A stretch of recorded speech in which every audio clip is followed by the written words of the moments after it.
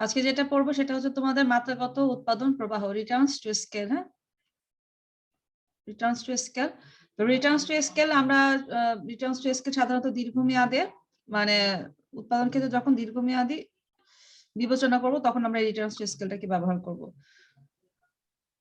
সাধারণত দীর্ঘকালে উৎপাদনের সকল উপকরণকে আমরা জানি পরিবর্তন করা যায়। হ্যাঁ, সকল উপকরণকে আমরা জানি পরিবর্তন করা যায়। তো এখন পরিবর্তন করলে উৎপাদন কি কম হারে বাড়বে না বেশি হারে বাড়বে বা সমান হারে বাড়বে, এই আলোচনাটাই করে সাধারণত রিটার্নস টু স্কেল বা মাত্রাগত উৎপাদন প্রবাহ। তো আমরা এভাবে এটা সংজ্ঞাটা বলতে পারি, দীর্ঘকালে উৎপাদনের সকল উপকরণ ব্যবহারের মাত্রা পরিবর্তন করা সম্ভব। উৎপাদনে ব্যবহৃত উপকরণ সমূহের ব্যবহারের অনুপাত স্থির রেখে ব্যবহারের উপকরণ সমূহ স্থির রেখে উৎপাদনের পরিবর্তন হ্যাঁ, স্লাইড দেখা যাচ্ছে না। আমি তো জিজ্ঞেস করলাম স্লাইড দেখা যাচ্ছে না, তোমরা বললা দেখতে পাচ্ছ? এখন দেখা যাচ্ছে। আচ্ছা, জি মিস। তাহলে আমরা বলবো যে দীর্ঘকালে উৎপাদনের সকল উপকরণ ব্যবহারের মাত্রা ব্যবহার মানে সকল উপকরণকে পরিবর্তন করার ফলে উৎপাদনের যে পরিবর্তনটা হয়। এখানে তোমরা মনে রাখবা যে পরিবর্তনশীল উৎপাদন উপকরণ বিধিতে আমরা একটা উপকরণ স্থির অন্য উপকরণকে পরিবর্তনশীল ধরে নিয়েছিলাম, কিন্তু মাত্রাগত উৎপাদন প্রবাহের ক্ষেত্রে প্রত্যেকটা উপকরণ কি হবে পরিবর্তন করা যাবে। মাত্রাগত উৎপাদন প্রবাহ সাধারণত আমরা জানি যে দীর্ঘকালে উৎপাদন ধারণার সাথে জড়িত, আর পরিবর্তনীয় উপকরণ উৎপাদ বিধি যেটা, হ্যাঁ, সেটা হচ্ছে তোমার স্বল্পকালের ক্ষেত্রে প্রযোজ্য, কারণ সেখানে একটা উপকরণ স্থির অন্যটা পরিবর্তনশীল। আর মাত্রাগত উৎপাদন প্রবাহের ক্ষেত্রে আমার সকল উপকরণ পরিবর্তনযোগ্য, তাই এটা দীর্ঘকালীন উৎপাদনের সাথে জড়িত। তাহলে আমরা বলবো যে উপকরণ ব্যবহারের অনুপাতকে যদি আমরা পরিবর্তন করি সেক্ষেত্রে উৎপাদনের যে পরিবর্তন হয়, পরিবর্তনটা কখনো স্থির হতে পারে, কখনো ক্রমবর্ধমান হতে পারে, কখনো ক্রমহ্রাসমান হতে পারে। এই পরিবর্তনের ধারাকে ব্যাখ্যা করাটাই হচ্ছে আমার মাত্রাগত উৎপাদন প্রবাহ। ঠিক আছে, এখন আসো মাত্রাগত উৎপাদন প্রবাহ সাধারণত তিন ধরনের হয়ে থাকে: স্থির মাত্রাগত উৎপাদন প্রবাহ, ক্রমবর্ধমান মাত্রাগত উৎপাদন প্রবাহ এবং হচ্ছে ক্রমহ্রাসমান মাত্রাগত উৎপাদন প্রবাহ। কি বলছে বুঝতে পারছো? স্থির মাত্রাগত উৎপাদন প্রবাহ, ক্রমবর্ধমান মাত্রাগত উৎপাদন প্রবাহ এবং ক্রমহ্রাসমান মাত্রাগত উৎপাদন প্রবাহ। এখন আসো প্রথমে আমরা ব্যাখ্যা করব স্থির মাত্রাগত উৎপাদন প্রবাহ। তোমরা স্থির মাত্রাগত উৎপাদন প্রবাহটা এটা ব্যাখ্যা করবে। এখন স্থির মাত্রাগত উৎপাদন প্রবাহ আমি যেভাবে চিত্রটা আঁকবো তোমরা ঠিক সেভাবে চিত্রগুলো আঁকবে, ঠিক আছে? জি ম্যাম। জি মিস।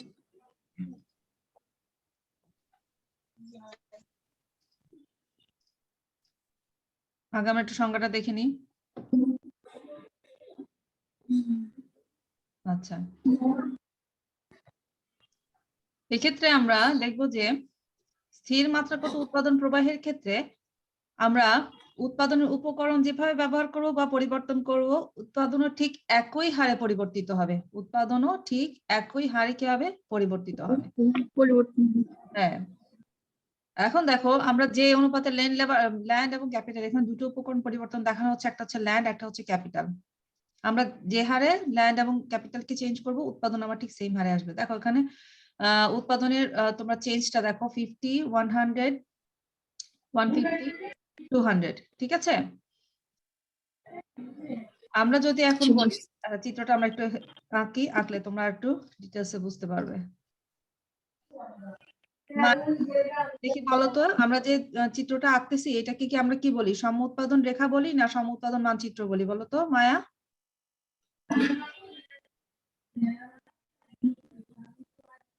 মায়া শোনা যাচ্ছে না, তুমি কি আনমিউট হয়ে আছো?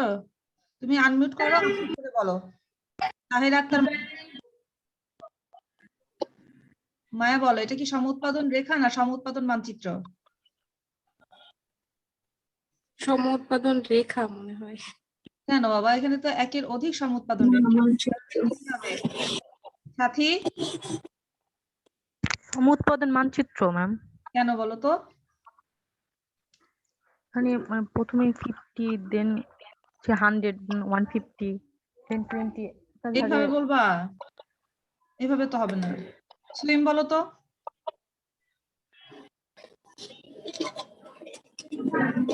সমউৎপাদন মানচিত্র, কারণ এটা যে মানে বাড়তেছে এই জন্য। সঞ্জিদা বলো তো।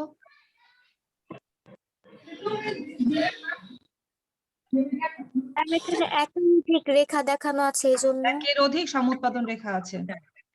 একের অধিক সমুৎপাদন রেখা কোন চিত্র উপস্থাপন করা হলে সেটাকে আমরা বলবো সমুৎপাদন মানচিত্র। এখানে কয়টা আছে? একটা, দুইটা, তিনটা, চারটা। এখানে চারটা সমুৎপাদন রেখা আছে। তাহলে একের অধিক সমুৎপাদন রেখা যখন আমরা রেখাচিত্রের মাধ্যমে উপস্থাপন করব সেটাকে আমরা বলবো কি? আইসো কি হবে বলো? আইসোকোয়ার ম্যাপ। সমুৎপাদন। মায়া, সাথী, সুইম, বুঝতে পারছো? জি ম্যাম। লিখে রাখো, এগুলো ভাইভাতে ধরবে আমাদের। বেসিক নলেজ জানার কথা, ঠিক আছে?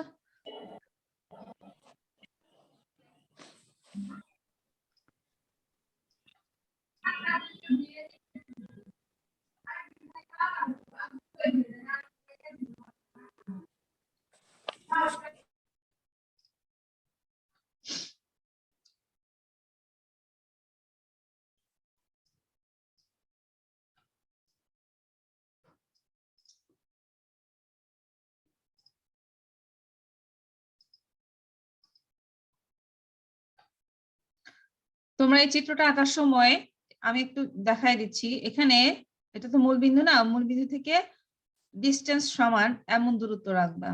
এখানে দূরত্ব, এই দূরত্ব সেম ডিস্টেন্সে দূরত্ব রাখবে। সবগুলো দূরত্ব থাকবে কি আমার সমান।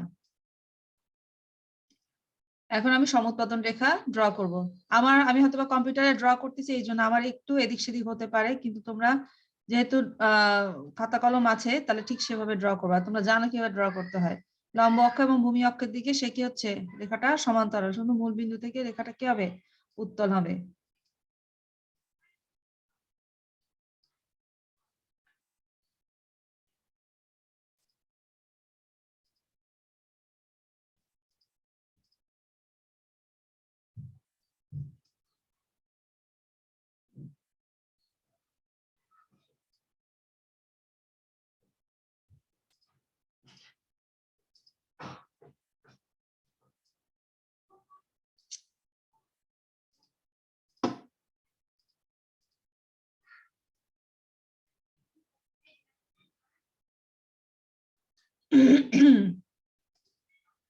চিত্রটা দেখতে পাচ্ছ তো সবাই?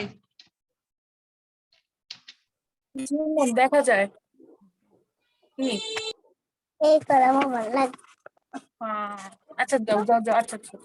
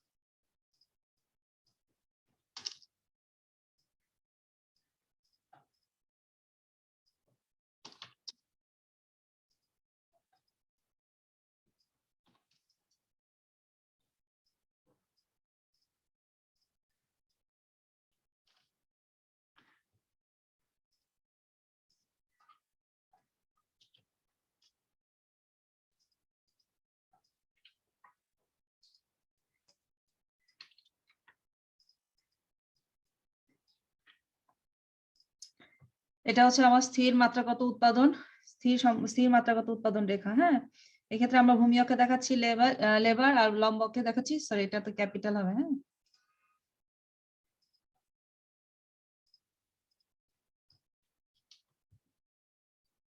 লম্ব অক্ষে দেখাচ্ছি ক্যাপিটাল।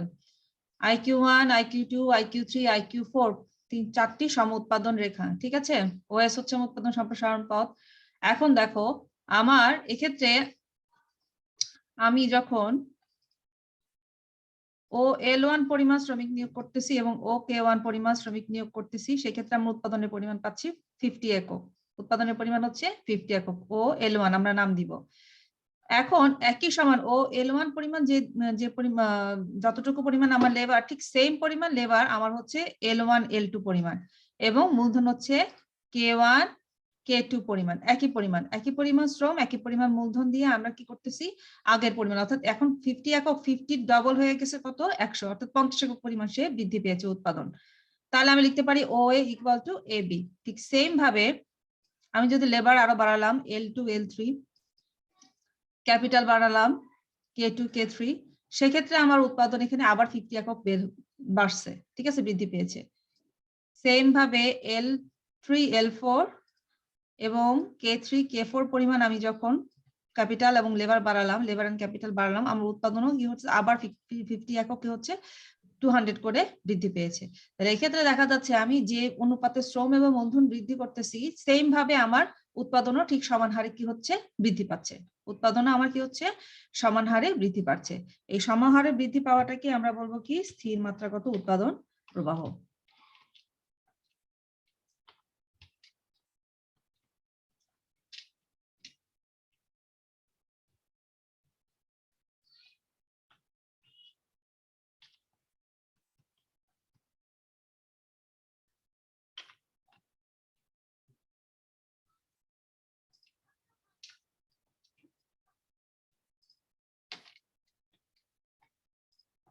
ঠিক আছে,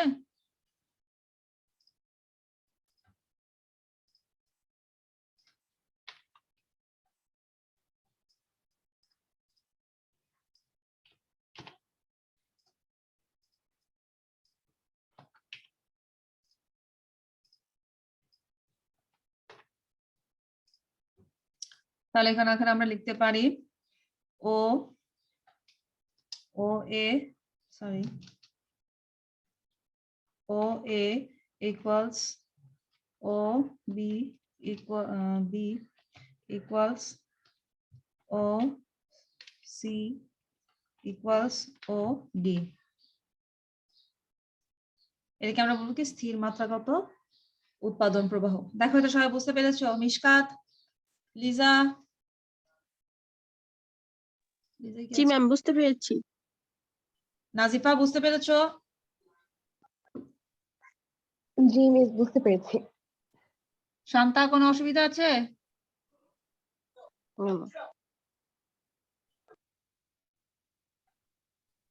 নো মিস। ওকে, তাহলে আমরা স্থির মাত্রাগত উৎপাদন প্রবাহটা আসলে এভাবে আমরা কি করব, ব্যাখ্যা করব। প্রশ্ন ছিল হ্যাঁ বলো। ম্যাম ম্যাম ও এ আর তারপর ও বি বা ও সি ডি এগুলো তো এক সমান হবে কিভাবে? হ্যাঁ, ও এ হ্যাঁ, বা এ বি বা বি সি এরকম ভাবে সমান হওয়ার কথা না? বুঝি নাই কি, আবার ম্যাম বুঝতে পেরেছেন? বুঝি নাই, আবার ম্যাম এখানে লিখলাম না, আমরা লিখলাম ও এ ইকুয়াল ও বি ইকুয়াল ও সি সরি ইকুয়াল সরি, ও ও ডি। এ না, ও এ এ বি হবে। হ্যাঁ হ্যাঁ, ঠিক ধরছো, আমার লেখাটা একটু জি ভুল। ম্যাম। এটাই যে এ বি হবে না? হ্যাঁ হ্যাঁ, হ্যাঁ হ্যাঁ, ও A A B B C C D. Ji ma'am. B সমান সমান বিসি সিডি। Thank you.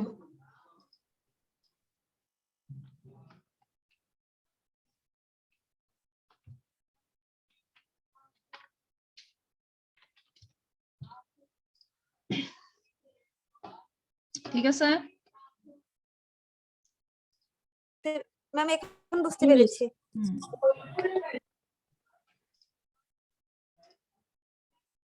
আচ্ছা, এখন আসো স্থির মাত্রাগত উৎপাদন প্রবাহ। এখন আমরা দেখবো ক্রমবর্ধমান মাত্রাগত উৎপাদন প্রবাহ। ক্রমবর্ধমান মাত্রাগত উৎপাদন প্রবাহ হচ্ছে আমরা যেন উপকরণের ব্যবহার যে হারে বৃদ্ধি করা হয়, উৎপাদন তার তুলনায় যদি বেশি পরিমাণে বৃদ্ধি হয়। অনেক সময় আমাদের টেকনোলজিক্যাল ডেভেলপমেন্টের কারণে আমি যে পরিমাণ উপকরণ ব্যবহার করব, দেখা যাবে তার তুলনায় বেশি পরিমাণে আমরা কি পাচ্ছি, উৎপাদন পাচ্ছি। এই ক্ষেত্রে যে মাত্রা উৎপাদন প্রবাহটা লক্ষ্য করা যায়, তাকে আমরা বলবো কি, ক্রমবর্ধমান মাত্রাগত উৎপাদন প্রবাহ। ঠিক আছে, উপকরণ ব্যবহারের যে হারে বৃদ্ধি করা হয়, উৎপাদন যদি তার চেয়ে বেশি হারে বৃদ্ধি পায়, তখন তাকে বলা হয় ক্রমবর্ধমান মাত্রাগত উৎপাদন প্রবাহ। ঠিক আছে, অর্থাৎ এক্ষেত্রে উৎপাদন দ্বিগুণ বাড়লে উপকরণ দ্বিগুণ বাড়লে উৎপাদন 3 গুণ বা 4 গুণও বাড়ে। নিম্নে চিত্রের সাহায্যে ক্রমবর্ধমান মাত্রাগত উৎপাদন প্রবাহ ব্যাখ্যা করা হলো। আমরা এখানে আগে চিত্রটা একটু দেখি, তারপর আমরা চিত্রটা আঁকবো। হ্যাঁ, আচ্ছা, এখন দেখো আমরা এখানে কয়টা কিভাবে সমুৎপাদন রেখা দেখতেছি, 1টা 2টা 3টা 4টা, তাই না? আগের মতোই দেখো এখানে লেখা আছে 50 100 150 200, 50 100 150 200 লেখা আছে না? এ বি সি ডি সবই দেওয়া আছে, লেবার ক্যাপিটাল প্রত্যেকটা জিনিসই একই রকম দেওয়া আছে, শুধুমাত্র কোনটা আলাদা তুমি একটু দেখো। এখানে আমরা যখন সমুৎপাদন গুলো রেখে রেখেছি ও এ বি বি সি সিডি প্রত্যেকটা ডিসটেন্স সমান ছিল না, অর্থাৎ এক্ষেত্রে আমরা লেবার এবং ক্যাপিটাল যে অনুপাতে বাড়াচ্ছি উৎপাদনও ঠিক সেম হারে কি হচ্ছে, বাড়তেছে। আর এক্ষেত্রে দেখো আমার লেবার, আমি যদি ও L1 ধরি, এটা ও L2 ধরি, এরপরে কি করতেছে আস্তে আস্তে লেবারের পরিমাণ আমার কি হচ্ছে, কম। লেবারের পরিমাণ আমি বাড়াচ্ছি কত করে, কম বাড়াচ্ছি। সেম ভাবে ক্যাপিটালও দেখো আমাদের দূরত্বটা কি হতেছে, কমতেছে ক্যাপিটালের দূরত্ব, অর্থাৎ এখানে ক্যাপিটালের ব্যবহার কি হচ্ছে, কম। কিন্তু উৎপাদন দেখো, উৎপাদন কিন্তু আমার এইখানে আগের তুলনায় এখানে আমি লেবার এবং ক্যাপিটাল কম ব্যবহার করে সেম পরিমাণ উৎপাদন পাচ্ছি, 50 100 150 200। আচ্ছা, আমার গ্রাফটা কি সুইম কিছুই বুঝতেছে না মনে হচ্ছে, ওর কাছে খুবই জটিল মনে হচ্ছে, ও যেভাবে তাকিয়ে আছে আমারই ভয় লাগতেছে। আচ্ছা দেখো,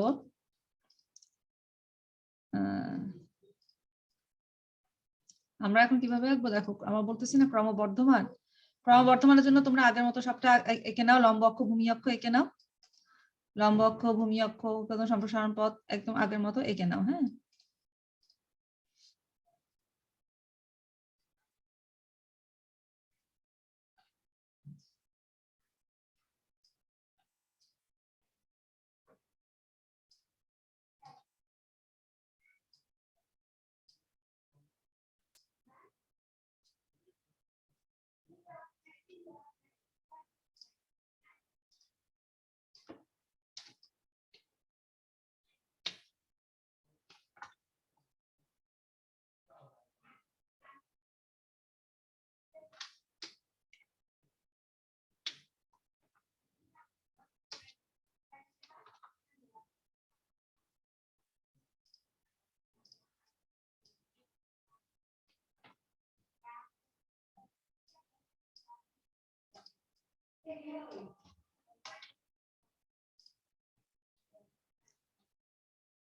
ঠিক আছে, এতটুকু সবার কমপ্লিট। জি ম্যাম। আচ্ছা, এখন আমরা সমুৎপাদন রেখা আঁকবো। হ্যাঁ,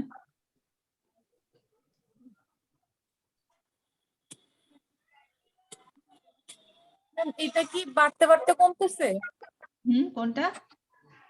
এই রেখাগুলো মানে আমরা যে এগুলো বিন্দুগুলো নিলাম। ডিস্টেন্স গুলো কমবে, এখানে বেশি তার তুলনায় এখানে একটু কম, এরপরে এখানে আরো কম, এরপর এখানে আরো কম।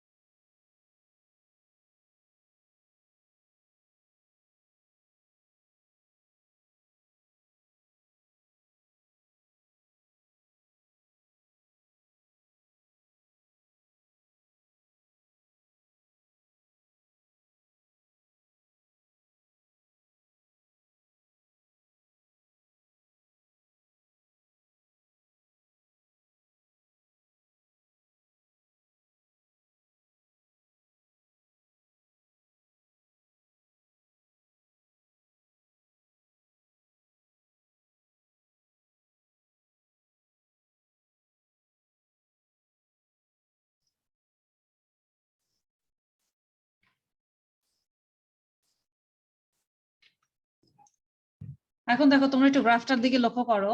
আমাদের এখানে আইসোকোয়ান্ট গ্রাফ আছে, আইসোকোয়ান্ট গ্রাফ আছে 4টা, IQ1, IQ2, IQ3, IQ4, যেগুলোর উৎপাদনের মাত্রা 50, 100, 150 and 200। ঠিক আছে, এখন দেখো আমরা প্রত্যেক ক্ষেত্রে উৎপাদন বাড়তেছে কত করে, 50, 50, 50, প্রত্যেকটা ক্ষেত্রে উৎপাদন বাড়তেছে আমার 50, 50, 50 করে। কিন্তু আমি এই 50 থেকে 100, হ্যাঁ 50 থেকে 100, এখানে আমার উৎপাদন বেড়েছে কত, এখানে আমার উৎপাদন বেড়েছে হচ্ছে 50 একক। 50 একক উৎপাদন বাড়লেও আমার লেবার লাগতেছে কত, L1, L2 পরিমাণ আমি লেবার দিয়ে 150 একক পরিমাণ উৎপাদন বাড়াতে পারতেছি, এবং K1, K2 ক্যাপিটাল এবং L1, L2 লেবার দিয়ে আমি 50 থেকে 100 পরিমাণও উৎপাদন বাড়াতে পারতেছি। ঠিক আছে, এখন আসো আমি যখন labour বাড়ালাম L2, L3, capital বাড়ালাম K2, K3, যেটা পূর্বের L1, L2 এবং K1, K2 এর তুলনায় অবশ্যই কম। ঠিক আছে, অবশ্যই কম, কিন্তু উৎপাদন পাচ্ছি বাড়তি 50 একক। আগের L1, L2 দ্বারাও আমি যে পরিমাণ উৎপাদন পাচ্ছিলাম, এখন এই যে L1, L2, আগের L1, L2 দ্বারা আমি যে পরিমাণ উৎপাদন পাচ্ছিলাম, এখন L2, L3 পরিমাণ এবং K2, K3 পরিমাণ আমি উপকরণ ব্যবহার করে ঠিক 50 এককই উৎপাদন কি করতে পারতেছি, বাড়াতে পারতেছি। ঠিক আগের মতো সেম উপকরণ দিয়ে, আগের তুলনায় কম উপকরণ দিয়ে আমি আগের মতোই 50 একক উৎপাদন বাড়াতে পারতেছি। সেম ভাবে L3, L4 এর ডিসটেন্স L2, L3 এর ডিসটেন্সের তুলনায় আরো কম। K2, K3, K4 এর ডিসটেন্স আমার K2, K3 এর ডিসটেন্সের তুলনায় K3, K4 এর ডিসটেন্স আরো কম, কিন্তু আমি উৎপাদন সেই 50 এককই আর করতেছি, বাড়তি পাচ্ছি। তাহলে এখন দেখো আগের তুলনায় আমি যে পরিমাণ উপকরণ ব্যবহার করে 50 একক উৎপাদন এবং 50 থেকে 100 মানে অর্থাৎ আরো 50 একক বাড়ানোর জন্য আমি যে পরিমাণ লেবার খরচ বা ক্যাপিটাল খরচ করতাম, উৎপাদনের এটাকে যদি আমি বলি টেকনোলজিক্যাল ডেভেলপমেন্ট বলো বা অন্য যে কোনো কারণে হতে পারে, বা এফিশিয়েন্ট শ্রমিক আমি লাগালাম, বা একটা নতুন বেশি পরিমাণ আমি মানে কম পরিমাণ মূলধন দিয়ে, বা যে কোনো কারণেই হোক, যে ধরো প্রাকৃতিক পরিবেশ মানে দুর্যোগ নেই, হ্যাঁ আমাদের প্রকৃতিটা আমাদের এখন সহায়ক, বা যে কোনো কারণে হতে পারে, পূর্বের চেয়ে কম পরিমাণ আমরা উপকরণ দিয়ে আগের চেয়ে বেশি পরিমাণ আমরা কি করতে পারি, উৎপাদন পেতে পারি। এটাকে আমরা বলবো কি, ক্রমবর্ধমান মাত্রাগত উৎপাদন প্রবাহ। এক্ষেত্রে দেখো লক্ষ্য করা যায়, আমরা লক্ষ্য করি দেখো OA is greater than AB is greater than BC is greater than CD। ঠিক আছে, যে OA বেশি, ও এর তুলনায় AB বেশি, AB কম, AB এর তুলনায় BC কম, BC এর তুলনায় CD কম। অর্থাৎ এক্ষেত্রে গ্যাপ গুলো কি হচ্ছে, আস্তে আস্তে কমতে যাচ্ছে। পূর্বের তুলনায় মানে কি বলবো, আমরা উপকরণ কম ব্যবহার করে যদি উৎপাদনটা আমরা তার চেয়ে বেশি পরিমাণে পাই, উপকরণের চেয়ে বেশি পরিমাণে আমরা পাই, এই ধরনের উৎপাদনকে আমরা বলবো কি, ক্রমবর্ধমান মাত্রাগত উৎপাদন প্রবাহ। ঠিক আছে, সবাই বুঝতে পেরেছো? জি ম্যাম, বুঝতে পেরেছি। আচ্ছা, থ্যাংক ইউ।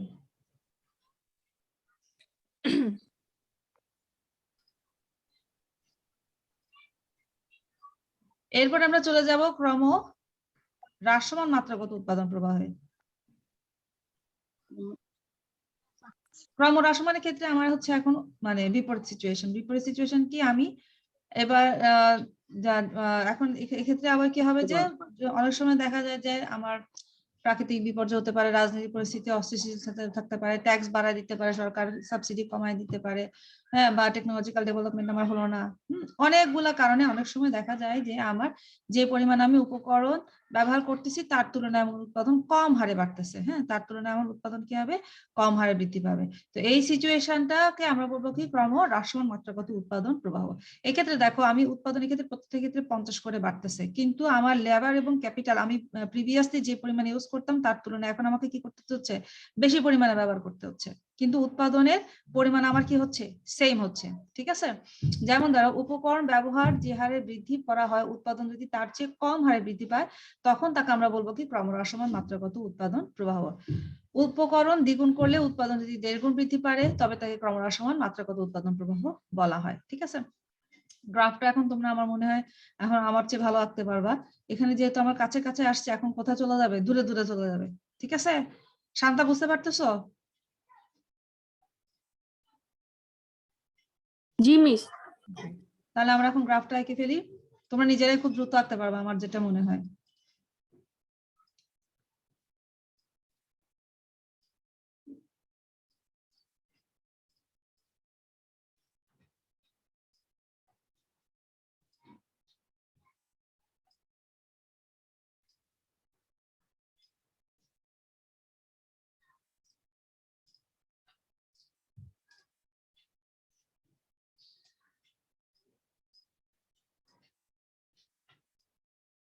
এভাবে কি বেশ দূরে দূরে আঁকবো আমরা, হ্যাঁ।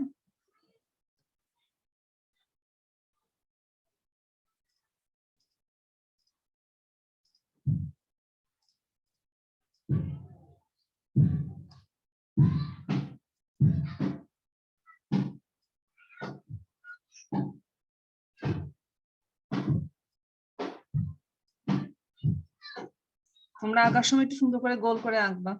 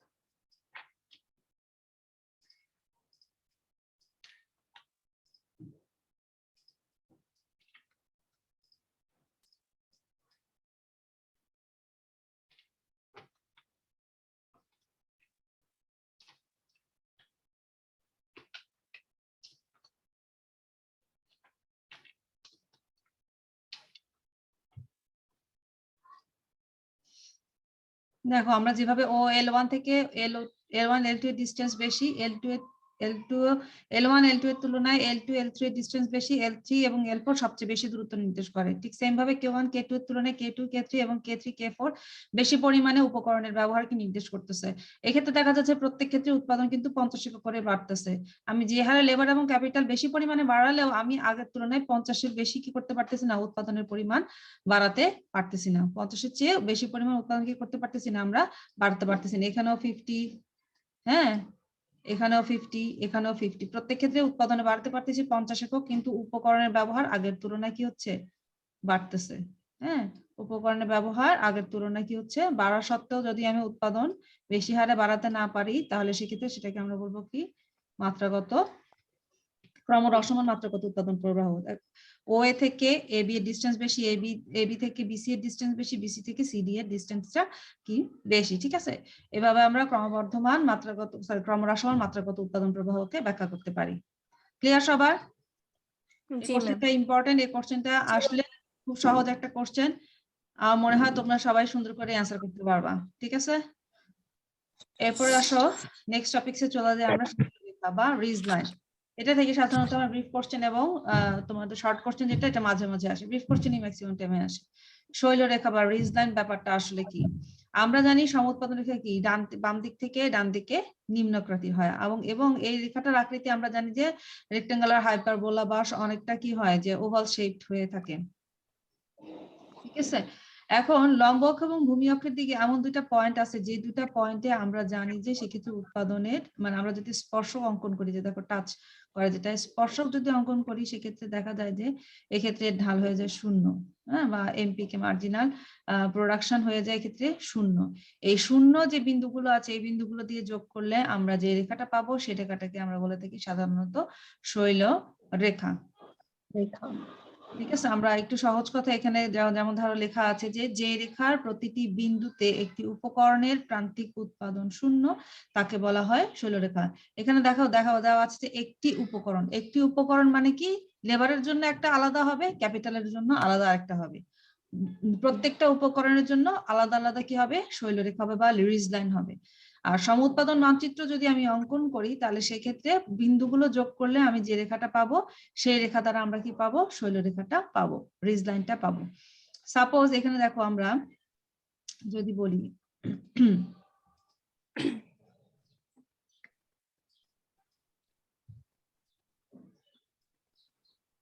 আমরা লম্ব অক্ষ এবং ভূমি অক্ষের লেবার এবং ক্যাপিটাল জানি, দেখাই। এখন আসো, যখন আমরা সমউৎপাদন রেখা অঙ্কন করি, তখন আমরা দেখো রেখাটা আঁকি কিভাবে, এভাবে ড্র করি না, এভাবে ড্র করি। এদিকে আমরা সাধারণত ক্যাপিটাল দেখাই, এদিকে আমরা সাধারণত লেবারটাকে ডিনোট করে থাকি।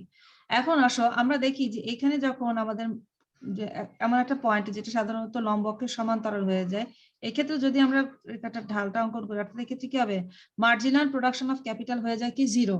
মার্জিনাল প্রোডাকশন অফ ক্যাপিটাল হচ্ছে কি আমার 0, অর্থাৎ আমি এখানে দেখো ক্যাপিটাল বাড়ালেও আমার উৎপাদন কি হচ্ছে না, আর বাড়তেছে না, একই জায়গায় স্টে করবে। ঠিক আছে, সেম ভাবে লেবারেরও একটা পয়েন্ট আছে, যে পয়েন্টে আমার তার প্রান্তিক উৎপাদন কি হয়ে যায়, 0 হয়, অর্থাৎ সেই রেখাটা কি হয়ে যায়, ভূমি অক্ষের সমান্তরাল হয়ে যায়। তখন এটাকে আমরা বলবো কি, marginal production of labour will be 0। এক্ষেত্রে শ্রমেরও প্রান্তিক উৎপাদন কি হবে, 0 হবে। এখন সমউৎপাদন মানচিত্র যদি আমরা আঁকি, তাহলে আমরা জানি একের অধিক সমউৎপাদন রেখা যে চিত্র উপস্থাপন করা হয়, সেটাকে বলা হয় কি, সমউৎপাদন মানচিত্র। সমউৎপাদন মানচিত্রের ক্ষেত্রে ঠিক সেম ভাবে দেখো, এখানেও একটা পয়েন্ট আছে, এখানে যেখানে মার্জিনাল প্রোডাকশন অফ ক্যাপিটাল কি হবে, 0 হবে। আমরা যদি এই যে আঁকি, তাহলে সেক্ষেত্রে 0 হবে। সেম ভাবে এখানে একটা পয়েন্ট আমরা পাবো, যে marginal production of capital will be 0, যে অর্থাৎ যেগুলো হবে কি আমার লম্ব অক্ষের সমান্তরাল। এখন আসলে আমি যদি মূল বিন্দু থেকে পয়েন্ট গুলো যোগ করি, রেখাটা এরকম হয়ে যায়। ঠিক সেম ভাবে লেবারের ক্ষেত্রে দেখো, লেবারের ক্ষেত্রে আমরা এই পয়েন্টে কি হচ্ছে, রেখাটা সমান্তরাল হয়ে যাচ্ছে, এই পয়েন্টে গিয়ে লেখাটা সমান্তরাল হয়ে যাচ্ছে। তাহলে লেবারের ক্ষেত্রে আমরা যদি এই পয়েন্ট গুলো ধরে আঁকতে চেষ্টা করি, রেখাটার আকৃতি হয়ে যায় এরকম।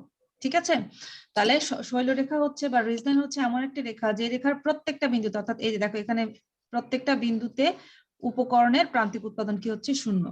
আমরা যদি এটা যদি বলি ক্যাপিটালের ক্ষেত্রে এখানে প্রত্যেকটা বিন্দুতে কি হচ্ছে প্রান্তিক উৎপাদন শূন্য। সেম ভাবে এটা যদি লেবারের ক্ষেত্রে ধরি, এখানেও প্রত্যেকটা উপকরণের প্রান্তিক উৎপাদন কি হচ্ছে শূন্য। এখানেও প্রত্যেকটা উপকরণের প্রান্তিক উৎপাদন হচ্ছে শূন্য। তো যেই রেখার প্রত্যেকটা বিন্দুতে কোনো না কোনো উপকরণের প্রান্তিক উৎপাদন শূন্য হয়